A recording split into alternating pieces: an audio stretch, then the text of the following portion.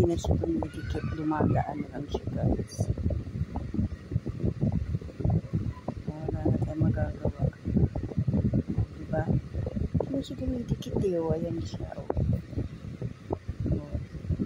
Hindi siya dumidikit o. Ayan siya. Madaan na lang siya. Dinagdag to, isa ba yung napadikit? Grabe, hindi talaga ng mga mabait ngayon. Hindi na siya kaya ng ano eh. Hindi na siya kaya hulihin ng trap na maliit. Grabe. Hirap manghuli ng mabait guys. So, dyan ko siya nilagay sa CR. Kasi para pag lumapit siya doon, huli siya. Kaso mukhang hindi na effective eh. Parang hindi na dumidikit yung pang-trap ko. Dumadaan na lang siya. Isa lang ang...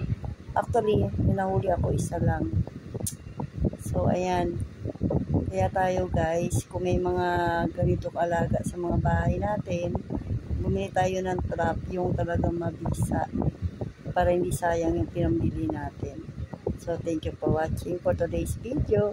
Ito muna, nagtatrap tayo ng mabait. Kasi paikot-ikot lang siya dito, patalon-talon. Minsan, nasa sapatos lang siya. So, ayan. Thank you for watching, guys.